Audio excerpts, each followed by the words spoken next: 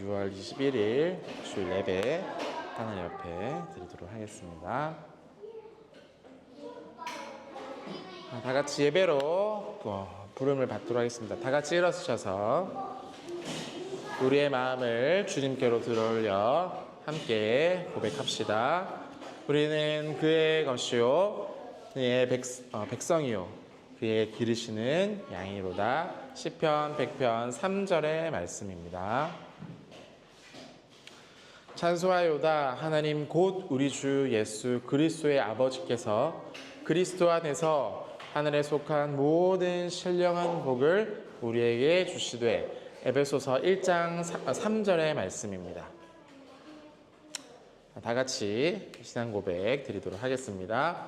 전능하사 천지를 만드신 하나님 아버지를 내가 믿사오며 그 외아들 우리 주 예수 그리스도를 믿사오니 이는 성령으로 잉태하사 동정녀 마리아에게 나시고 본디오 빌라도에게 고난을 받으사 십자가에 못 박혀 죽으시고 장사한 지 사흘 만에 죽은 자 가운데서 다시 살아나시며 하늘에 오르사 전능하신 하나님 우편에 앉아 계시다가 조리로서 산 자와 죽은 자를 심판하러 오시리라.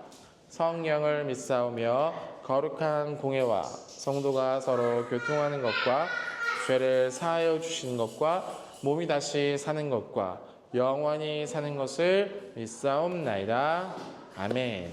자리에 앉으시기 바랍니다. 잠언 10장 21절에서 32절입니다.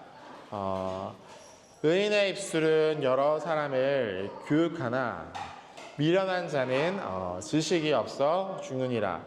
여호와께서 주시는 복은 사람을 부하게 하고 근심을 겸하여 주지 아니하니라. 미련한 자는 행악으로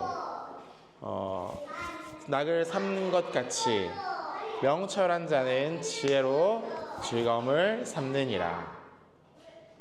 악인에게는 그의 두려워하는 것이 임하겠거니와 의인은 그 원하는 것이 이루어지느니라.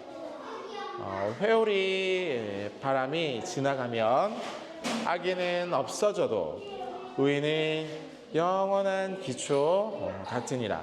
게으른 자는 그 부리는 사람에게 마치 이에 식초 같고 눈에는 연기 같으니라. 여호와를 경외하면 장수하느니라. 그러나 악인은 생명이 짧아지느니라. 의인의 소망은 즐거움을 이루어도 악인의 소망은 끊어지리라. 여호와의 도가 정직한 자에게는 산성이요 행악하는 자에게는 멸망이니라. 의인은 영영 이동하지 아니하여도 악인은 땅에 거하지 못하게 되느니라. 의인은 입에 지혜를 내어도 패역한 혀는 배임을 당하게 될 것이라. 의인은 입술을 기쁘게 할 것을 알거늘 악인의 입은 패악을 말하느니라. 아멘. 마가복음 11장 19에서 25절입니다. 그 날이 이렇게 저물매 그들이 성 밖으로 나가더라. 그들이 아침을 지나갈 때에 무화과 나무가 이 뿌리채 마른 것을 보고 베드로가 생각이 나서 여짜오되 라삐어 보소서. 이렇게 저주죠. 까먹었다. 저주. 저주가 생각나서 여짜오되 라삐어 보소서. 저주하신 이 무화과 나무가 말랐나이다. 예수께서 그들에게 대답하여 이르시되 하나님을 믿으라. 내가 진실로 너희에게 이르노니 누구든지 산더러 들려 바다에 던져지리라 하면 그 말하는 것이 이루어질 줄을 믿고 마음에 의심하지 아니하면 그대로 되느니라. 서서 기도할 때 아무에게나 어떤 혐의가 있거든 용서하라. 그리하면 하늘에 계신 너희 아버지께서도 너희의 허물을 사하여 주시리라 하시니라. 아멘. 지난주 찬양 드렸던데요. 금을 만드는 시간 다 같이 찬양 드리도록 하겠습니다.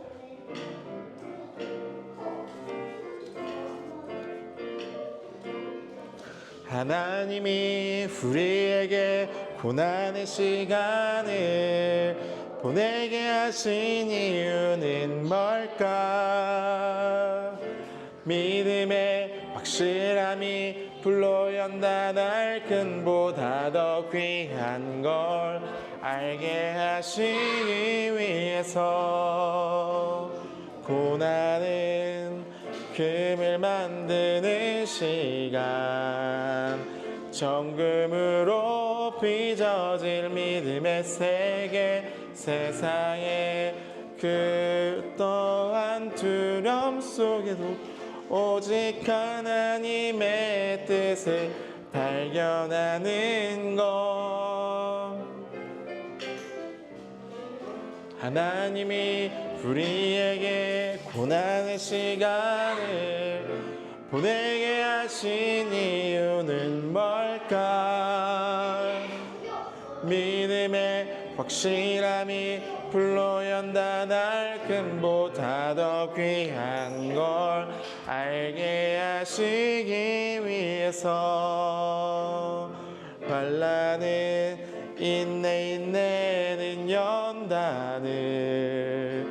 연단은 소망으로 이루어 가시고 세상에 어떠한 유혹 속에도 절대 흔들리지 않은 주님 안에 나 하나님이 우리에게 고난의 시간을 보내게 하신 이유는 뭘까? 믿음의 확실함이 불로 연단할 끈보다 더 귀한 걸 알게 하시기 위해서 성령이 내 영을 새롭게 하고 주님의 평안이 남에 부어질 때 세상에 어떠한 상황 속에도 주를 믿는 믿음으로 살아갈 수 있죠. 하나님이 우리에게 고난의 시간을 보내게 하신 이유는 뭘까? 믿음의 확실함이 불로 연단할 금보다 더 귀한 걸 알게 하시기 위해서 아멘. 다 같이 기도드리겠습니다. 하나님 아버지 감사드립니다. 한 주 돌아보면 우리의 고난과 신음이 그 원인과 이유가 뭔지를 몰라 또 아파하며 또 힘들어할 때가 많았음을 고백합니다. 그러나 하나님께서 이 믿음의 고난과 시험을 통해서 우리를 단련하여 주시고 더욱더 정금같이 깨끗하게 나가게 해주실 것을 믿는 그 믿음으로 오늘도 이 예배 시간 함께 모였습니다. 하나님께서 우리 가장 좋은 것이 무엇인지를 아는 하나님이시기 때문에 우리가 하나님을 더욱 신뢰하며 오늘도 한 걸음 나아가오니 우리의 마음을 붙잡아 주시고 오늘도 이 시간 예배를 통하여 하나님의 귀한 말씀을 통하여 하나님의 사랑을 깨닫게 하여 주시고 은혜 가득한 시간이 되게 하여 주시옵소서. 우리 연약함은 잠깐 내려놓고 하나님의 강함과 크신 은혜와 사랑들을 바라보는 시간 되게 하여 주시옵소서. 감사를 드리며 예수님의 이름으로 기도드립니다. 아멘.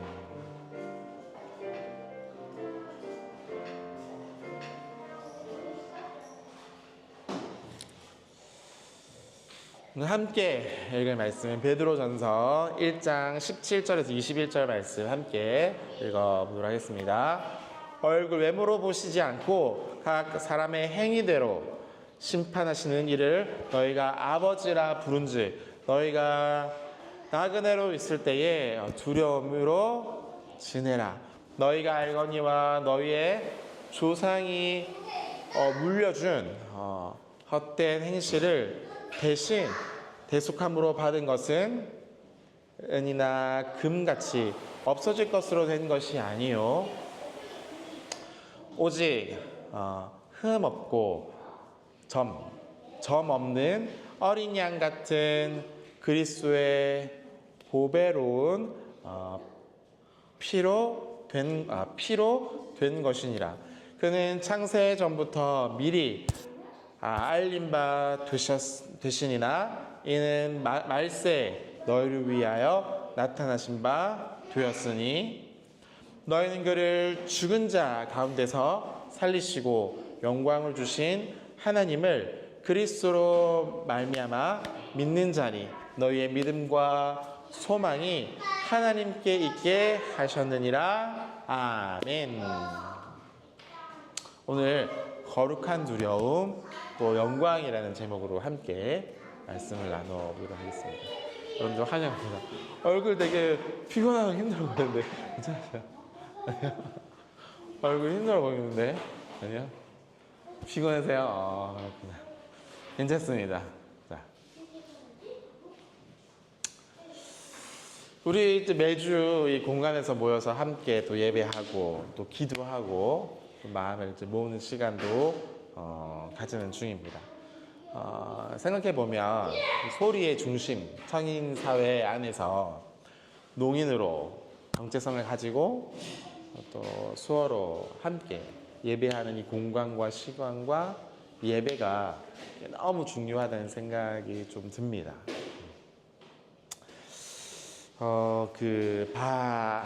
바빙크, 제가 좋아하는 바빙크라는 사람이 이런 방식으로 얘기를 해요. 은혜는 자연을 회복시키고 완성한다 라고 말합니다. 하나님께서 우리의 이 수어를 통해 가지고 결국 우리의 정체성은 고쳐야 될 것이 아니라 십자가의 피로 값사서 주신 귀한 이 언약의 공동체를 위한 가치 있는 예배요 수어다라고 얘기를 해 주시는 것 같아요. 이런 생각을 가지고 함께 예배를 드리면 좋겠습니다. 오늘 함께 읽은 이 베드로전서의 내용을 보면 이 영광스러운 자격이죠. 자격. 신분이라고 하는데요. 분. 이것을 얻기 위한 자들이 세상 안에서 어떻게 살아가야 되는지에서 명확히 설명하고 있습니다. 이 로마 제국의 압제 아래에서 이 베드로 전서 편지가 이제 쓰여지게 됐거든요. 그래서 뭐예요? 다 자유가 없어요. 예수님 믿으면 어떻게 돼요? 막 이제 잡혀가거나 이제 죽게 되는 상황입니다. 그럼에도 불구하고 이 소망을 붙들고서 여행자로 또 많은 사람이 아니었어요. 예수님을 믿는 사람이 이때는 많지 않았어요. 그래서 적은 자들이 살아가는 믿음의 모습들을 보여주는 내용들이죠. 지금 여기 서울 안에 예수님을 믿는 사람이 몇 프로 정도 되는지 알고 있어요? 아니에요. 전체 수 중에서 한 9%에서 8% 정도 됩니다. 보통 도시에서 10% 정도 예수님 믿는 사람이 있으면 그 도시는 복음이 잘 전하게 된 곳이라고 발표합니다. 그 정도로 서울은 이미 복음을 전한 끝 곳이에요. 이미 예수님을 믿는 사람들이 많음에도 불구하고 왜 이 도시는 예수님을 믿는 사람과 어울리지 않는 모습이 더 많은 이유는 좀 생각해 볼 필요가 있습니다. 지금의 우리의 상황과는 좀 다르죠. 숨어야 되고 예수님을 믿는 것이 비밀스럽고 잡힐까봐 조심해야 되는 상황이었습니다. 그리고 또 많은 사람이 아니라 적은 사람들이었죠. 교회가 막 크고 사람들이 많이 모이고 이런 방식이 아니었다는 얘기입니다. 지금 우리 모습에 비슷하죠. 수가 적지만 예수님을 진짜로 믿는 사람들. 많은 사람들이 이 세상의 방식으로 사는 것을 거부했기 때문에 소외되었고 따돌림 당하게 되는 상황이었습니다. 항상 핍박과 두려움을 마주했던 상황.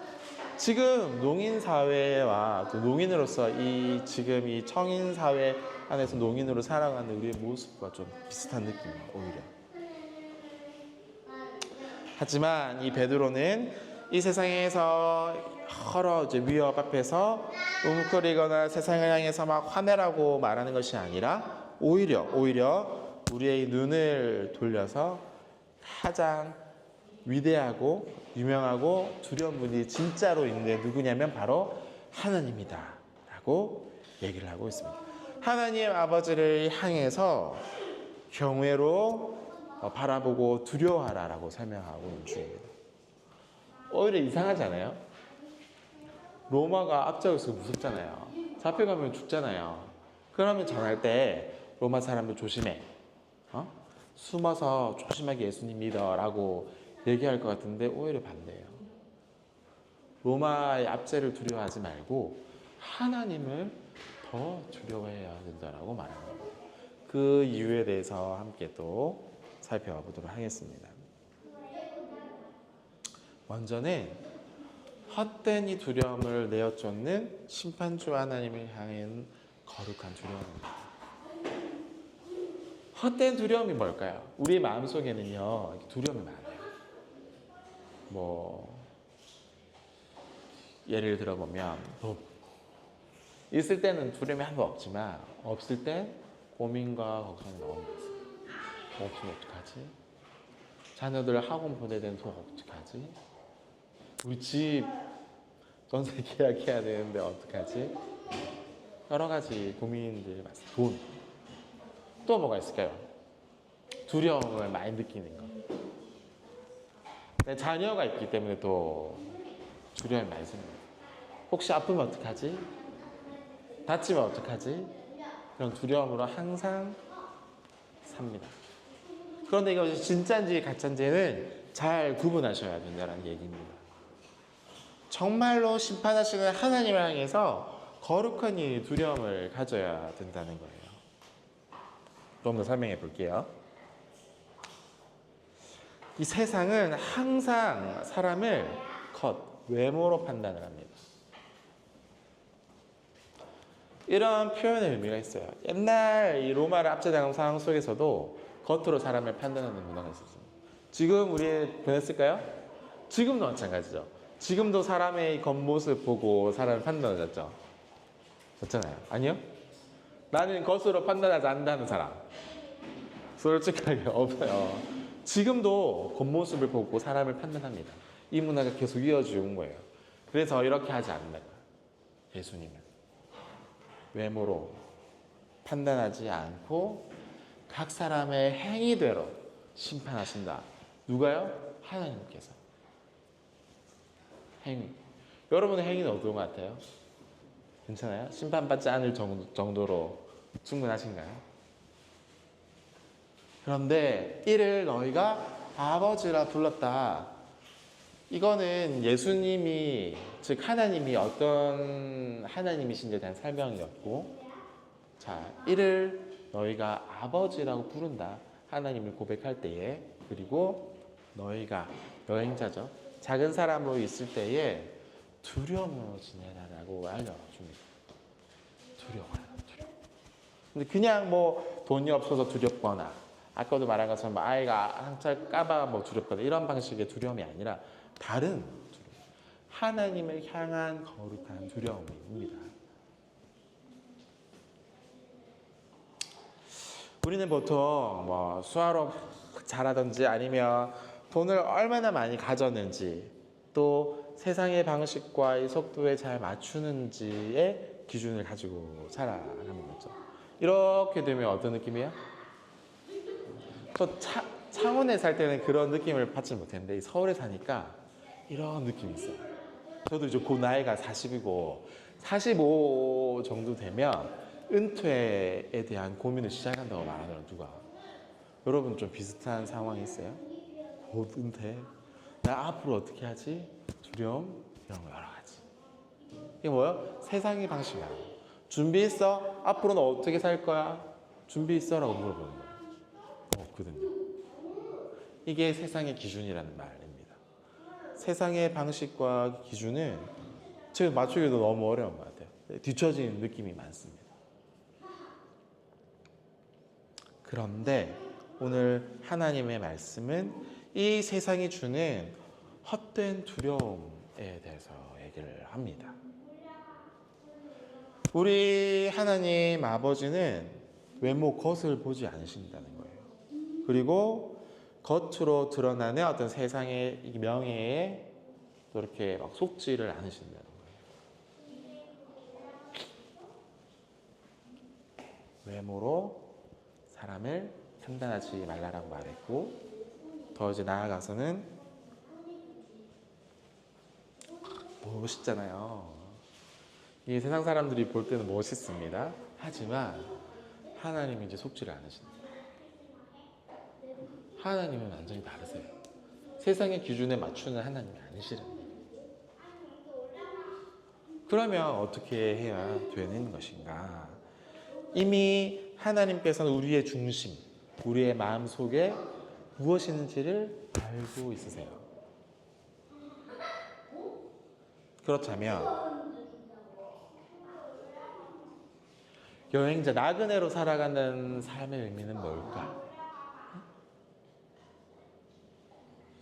이 태어난 곳을 떠나서 다른 곳에 가면 보통 사람들 좀 정신이 어떻게 변하냐면 이 간섭하는 사람이 없거든요. 때문에 쉽게 좀 마음대로 하는 상황들이 많이 발생을 합니다. 저도 좀 경험했어요. 창원에 살 때는 이제 보는 눈이 많으니까 마음대로 못 하거든요. 서울에 와서 혼자 지내다 보니까 어떻게 내 마음대로 하고 싶어. 그런 성향들이 사람마다 다 있습니다. 보는 사람 없으니까. 누가 간섭하는 사람 없기 때문이죠. 또 성도는 그런데요, 우리 예수님을 믿는 사람들은 이 땅이요 영원히 살 곳이 아님을 기억해야 됩니다. 여러분들 이 땅에서 계속 살 계획이십니까? 70, 80, 길어도 100 살고 끊고 죽여요. 여기서 영원히 살고 싶은 사람 없어요? 영원히 이 땅에서 사는 사람은 없습니다. 없습니다. 그러니까 이곳이 우리 원래 태어난 곳이 아니라는 얘기와도 마찬가지입니다. 왜냐하면 사람은 죽으면 다시 돌아가잖아요. 어디? 하늘나라. 원래 우리가 보냄받은 곳으로 돌아가게 됩니다. 자연스러운 거예요. 겉은 아닙니다. 하지만 예수님을 믿는 사람들은 마지막 날에 우리의 행위로 공정하게 판단을 받는 심판주 하나님 앞에서 살아가게 된다는 얘기입니다. 호람데오. 많이 들어봤어요? 호람데오. 네, 뭐야? 하나님 앞에서.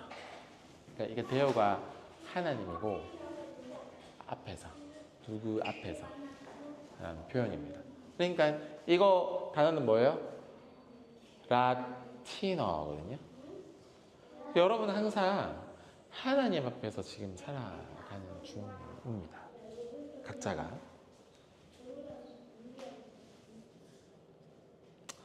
어떤 세상이 주는 소외나 불편함이나 헛된 두려움을 이기는 하나의 길은 뭐냐면 나의 진짜 주인과 나를 심판하실 분이 누군지를 확실하게 분별하면 괜찮습니다. 이기는 게 가능해요. 세상의 기준을 이길 수가 있어요. 왜? 하나님이 나의 진짜 심판자시기 때문에. 세상이 나를 심판 가능해요? 불가능합니다. 이거를 알면 세상이 주는 여러 불안들도 이길 수 있다는 얘기입니다. 둘째입니다.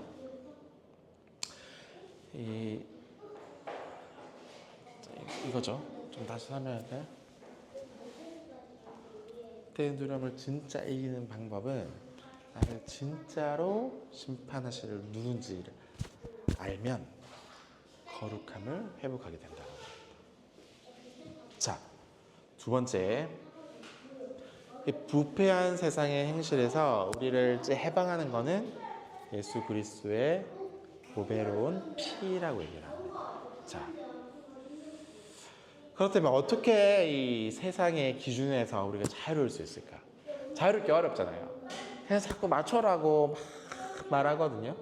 이 기준에서 어떻게 그러면 우리가 자유할 수 있는가를 살펴보겠습니다. 자, 너희가 이미 안다는 거예요. 너희의 조상들이 이렇게 물려준 헛된 행실에 이미 속함을 받았다. 너희의 이렇게 선배들이 이미 행위에 나쁜 것을 알았고 그것이 틀린 것을 알아서 갚았다 끝이 났다라고 설명을 하는 거예요. 이미 그건 잘못된 것을 알았다 이렇게 말이죠. 그 다음에 은이나 금같이 없어질 것으로 되는 것이 아니다. 이거 왜 없어져요? 요즘에 이렇게 주식 투자 여기 보면 금테크도 있더라고. 투자하는 거 뭐 올랐다 내려갔다 하지만 이거 없어진다는 거예요. 결국 세상의 물질들은 사라지게 됩니다. 이미 이 베드로는 알고 있었어요. 그리고 설명합니다. 오직 흠 없고 점 없는 어린 양 같은 그리스도의 보배로운 이 피로 된 것이다 라고 설명합니다. 이게 좀 어렵게 합니다. 설명을 해볼게요. 과거에 이렇게 유대인들이나 다른 지역의 이방 사람들은 그 사회를 이렇게 지배했던 어떤 전통과 관습들이 있었습니다. 예를 들어서 장로들의 전통 같은 거, 또 일요일날에 병자를 고치면 안 됐어요. 지금 일요일날에 병 고치면 안 돼요?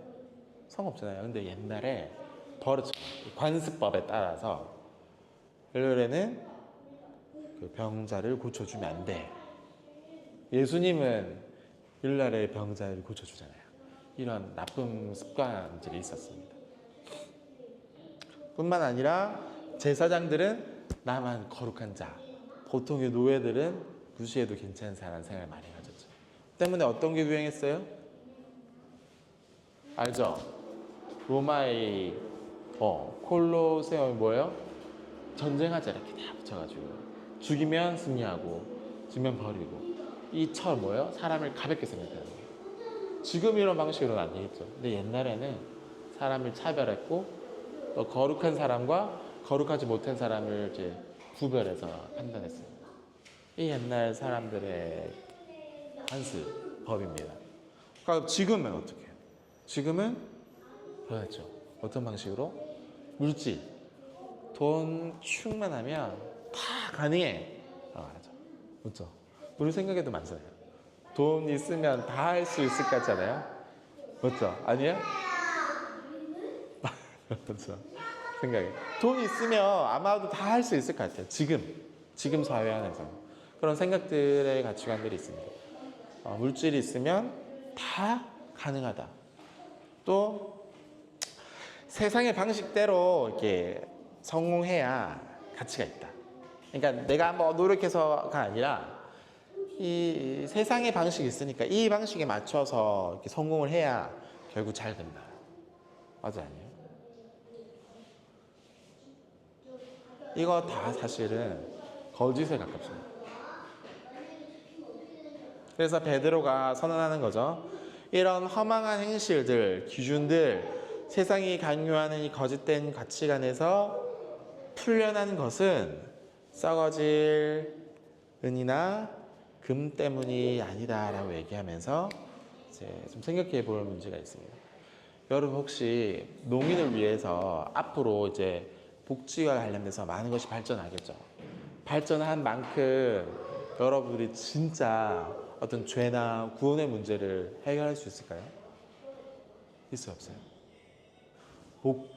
복지가 좋아진다고 해서 이것이 나의 어떤 죄의 문제나 구원의 문제랑 관련이 있어요, 없어요? 상관없어요, 사실. 세상이 주는 거는 한계가 있다는 얘기예요. 나쁜 말이 아니라 복지 발전하고 도와주는 거 하고 서비스하고 또 농인들 위해서 하는 게 늘어나는 게 당연합니다. 근데 이것이 진짜 구원과 죄의 문제와는 관련이 없잖아요. 오직 예수님의 피만이 우리를 영원하게 죄에서 해방하게 주시고 은혜를 주신다라는 말이에요. 그러니까 죄의 어떤 이 발에 막 그 죄인들의 이렇게 사슬이 있잖아요. 여기서 풀려서 자유롭게 되는 건 오직 예수님의 보혈뿐이에요.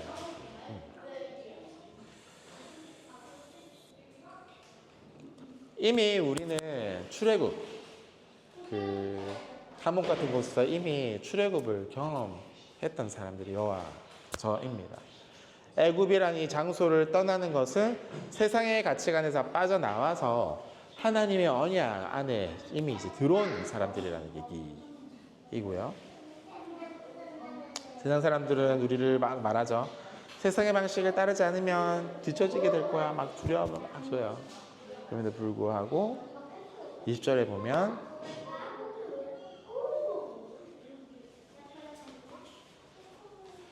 구원받은 사람들의 특권인데 뭐냐면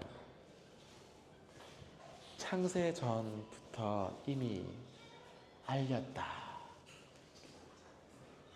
마지막 날이도 지금과도 같은데 여러분들을 위하여서 나타났다. 주가 예수님께서.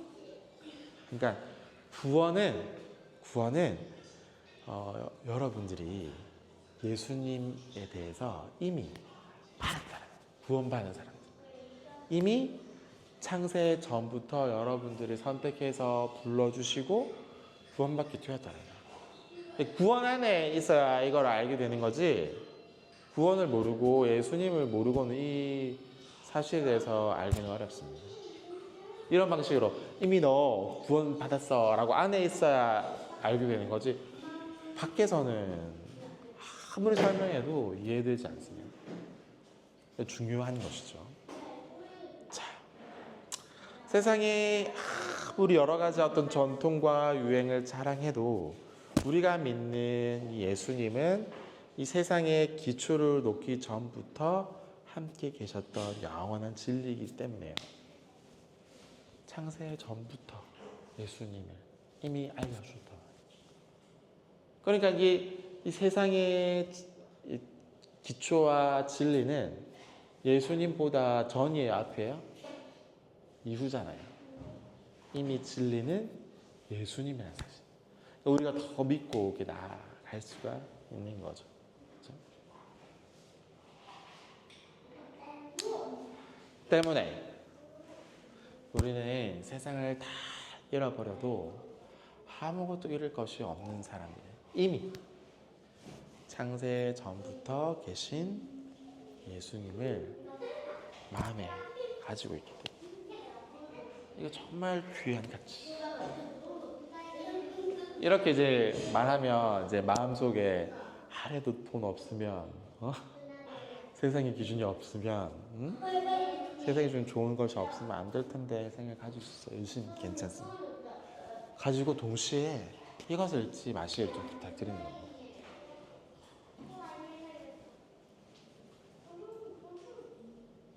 세 번째입니다. 예수 그리스도의 고난과 영광의 길입니다. 21절인데요. 너희는 그를 죽은 자 가운데서 다시 살리시고 영광을 주신 하나님을 그리스도로 말미암아 믿는 자니 너희 믿음과 소망이 하나님께 있게 하셨느니라. 아멘.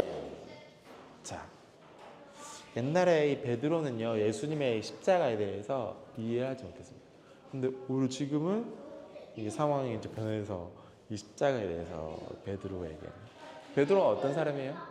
예수님께서 내가 곧 죽게 될 것이다 말했더니 베드로 안 돼요 예수님 막 잡고 막 십자가 안 돼요 죽으면 안 돼요 막 하겠잖아요. 지금은 베드로가 완전히 100% 변화됐습니다. 십자가를 알게 된 이후부터요. 고난과 영광이요 분류될 수 있을까요? 영광만 원해요? 고난과 영광은 함께 있어야 분리가 불가요. 영광만 고난만 아니에요. 때문에 의미가 있는 겁니다. 이 길이 달라요. 근데 결국에 이제 만나게 되죠. 고난과 영광은 사실은 하나의 길입니다. 예수님을 믿으면 고난이 많아요. 근데 고난만 많고 끝? 아니라는 거죠. 결국 없는 뭐예요? 영광. 여러분 기대도 되죠. 진짜 솔직하게 이렇게 말씀드리고 싶어요. 꼭 영광스러운 날이 여러분 마주하게 될 겁니다. 기대하셔도 괜찮습니다. 때로 우리 믿음의 여행이 앞이 보이지 않고 캄캄한 밤 같을 때가 많이 있어요. 내 이 고난 또 힘들면 언제 끝나게 되는 거지라는 고민할 때가 많이 있거든요. 그때마다 하나님이 어디에 계신지 보이지도 않고 세상과 단절된 느낌도 있고 그렇죠? 그럴 때 하나님과 또 고난이 완전히 이제 이해되지 않을 때에 어떻게 하나님 우리를 찾아오시는가?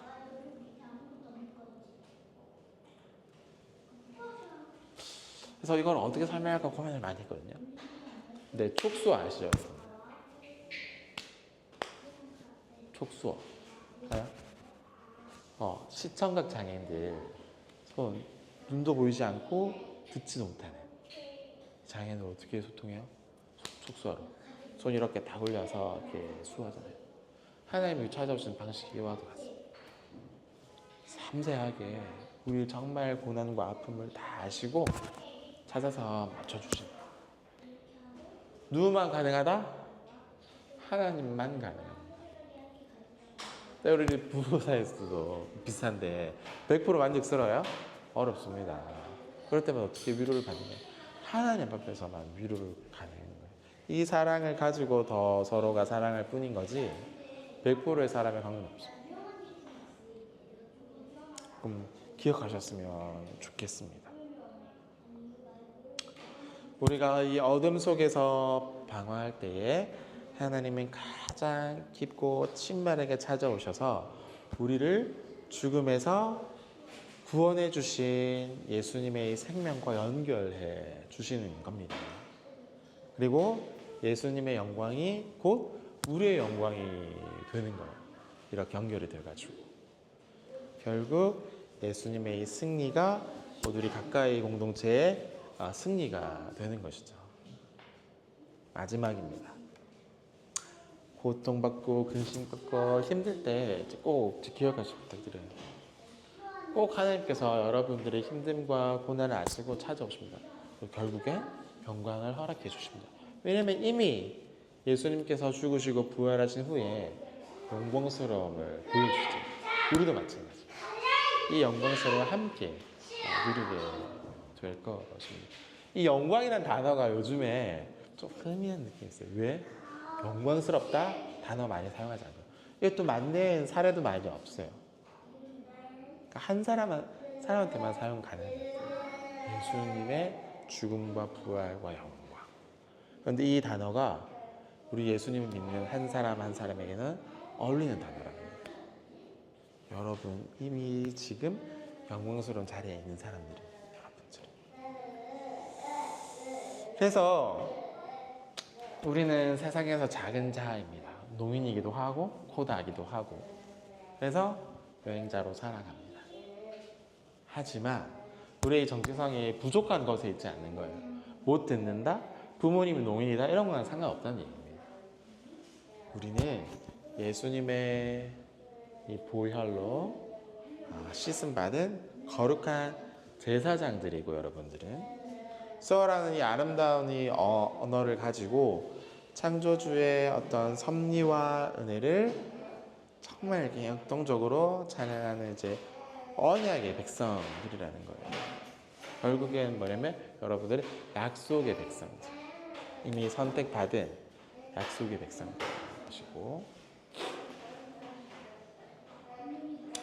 세상이 준 어떤 소외감과 거짓 어떤 두려움은 떨쳐버리시고 우리를 판단하시는 유일한 한 분, 누구요? 하나님 한 분이심을 이제 믿고 기억하고 그 십자가를 통해서 이미 영광스러운 자녀로 확정이 되었다를 것도 기억하시고 우리의 손 사용하는 어떤 공간 이거는 많죠.